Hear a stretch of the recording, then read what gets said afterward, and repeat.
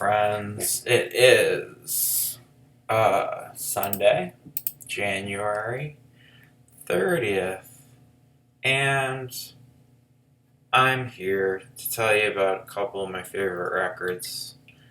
I'm doing Herbie Hancock Headhunters. I love Herbie Hancock. He was born in Chicago. Very smart guy. Great pianist. Changed music a lot. He was in Miles' second quintet when he was pretty young. He came out with his first album.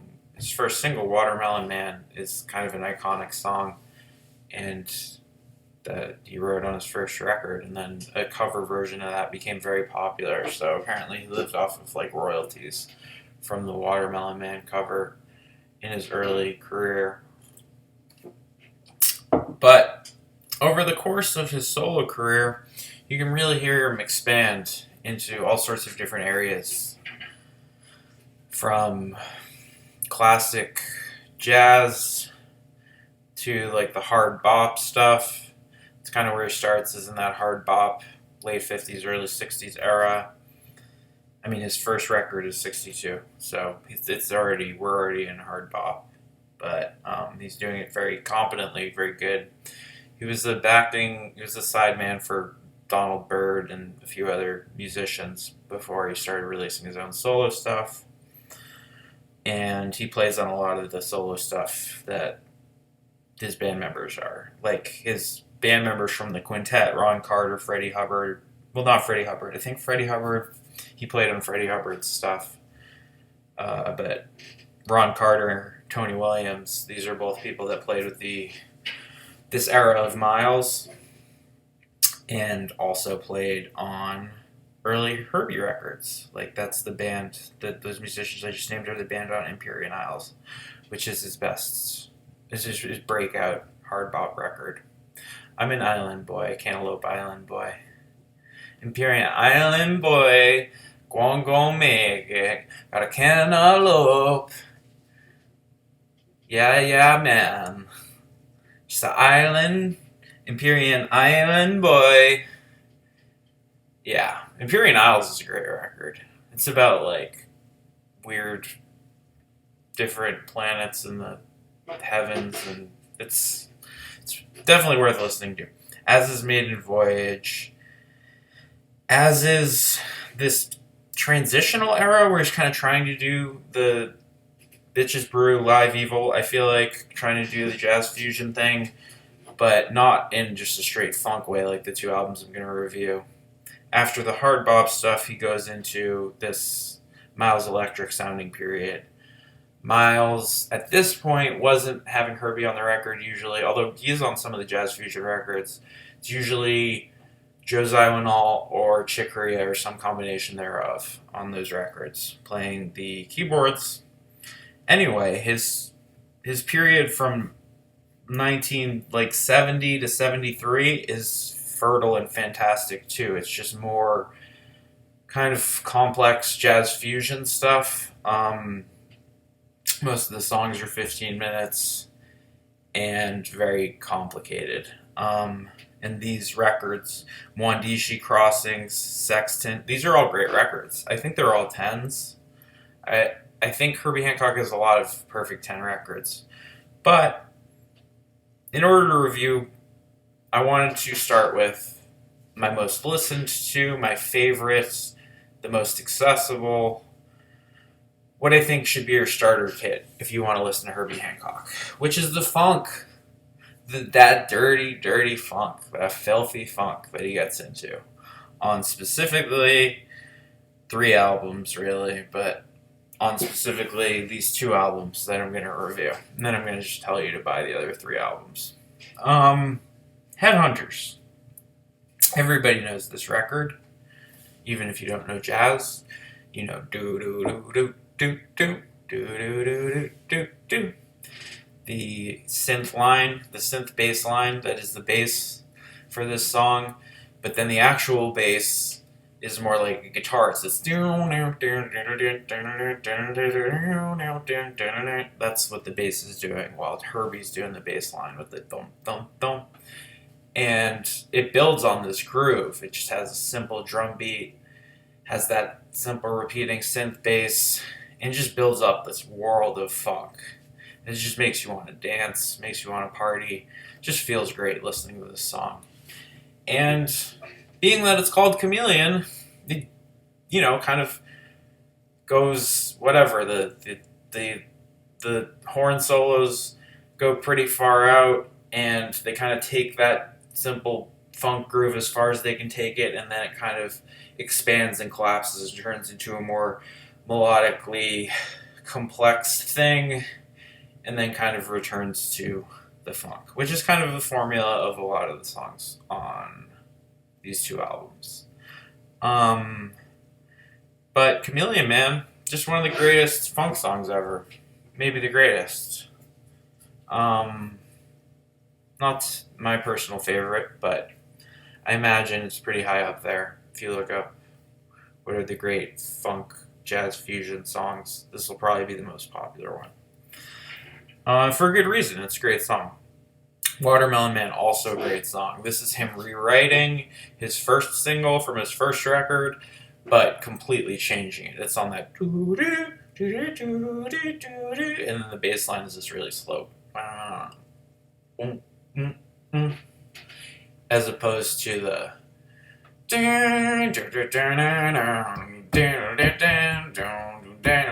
which is actually the riff that he uses in the Cantaloupe Island too.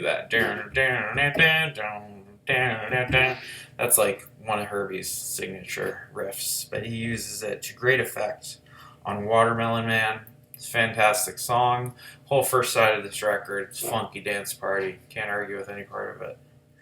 Second side of this record opens with Sly, which is more kind of jazz fusion-y than I'd expect it to be, because it's supposedly named after Sly Stone, and I'd expect more a song like Spankly or like Palm Grease to be named Sly, because those seem more directly descendant of the Sly Stone influence. Although this does get into a very funky thing in the middle of it. It starts out as kind of a more orderly jazz thing, and then there's this beautiful, I'm not sure what horn he's using, clarinet maybe, solo, and then it gets into this kind of like dirty funk area, and then goes back to the kind of more ordered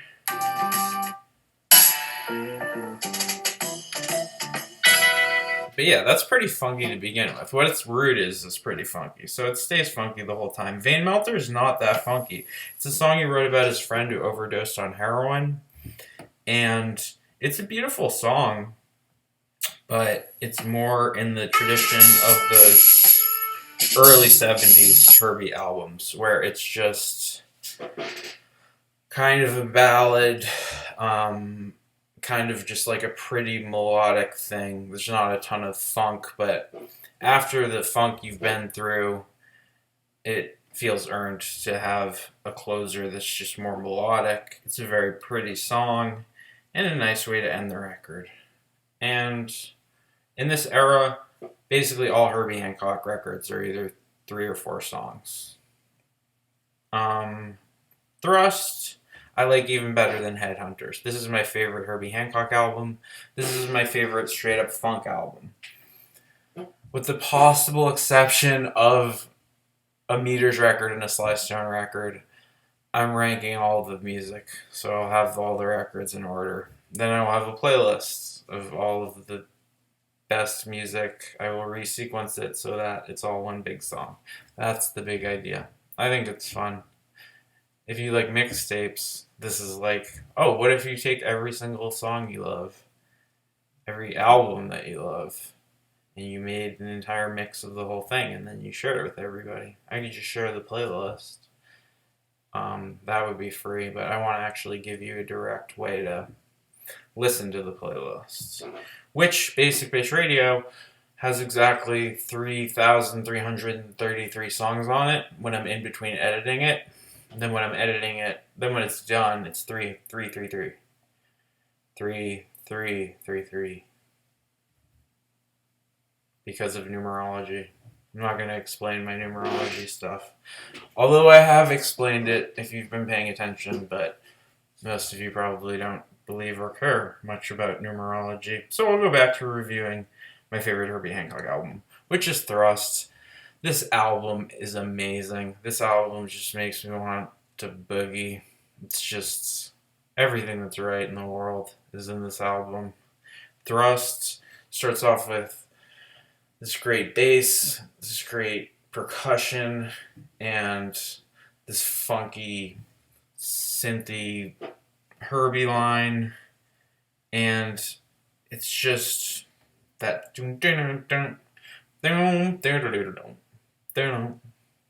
so good. Palm Grease, great. Actual Proof, one of the best songs on the record, one of the best Herbie songs. This isn't that funky. It gets into pockets of funk. It'll stay funky for like 4 things, but it's too complicated to just be straight up funky in the way that a Chameleon is, in the way that a Palm Grease or Spanky is. Like Palm Grease, Spanky, it's just like dirty funk start to finish. Actual Proof, Butterfly, beautiful songs that are more complicated, but then contain a middle section where they funk out and lose it, which is kind of the same formula as Headhunters. Whereas in Headhunters, you get the funk up front. You get Chameleon, Watermelon Man, just straight funk in your ears. Then you get Sly Vane Melter, which is more jazz fusion, but has funk contained within it. This one, you get bookended by the funk. You get Palm Grease and Spanky, the straight up just funk dance party numbers. And then Actual Proof, Butterfly have more sophisticated jazz melody stuff going on. The horns get out there in a more avant way. There are some kind of like Latin, Caribbean sounding influence in this. And in a lot of Herbie's playing, as far back as Empyrean Isles, you can hear this kind of Latin, Caribbean influence. Obviously, Miles, Sketches of Spain and stuff. It's not like... And Mingus with Black Saint and the Sinner later uses Spanish guitar. It's not... This Latin influence on jazz is not unique to Herbie, but you can hear it on these records. And they're 2 fantastic records. 2 perfect 10 records. I prefer... When a band is great, when a band is truly great at improvising, I prefer to hear recordings of them live performing.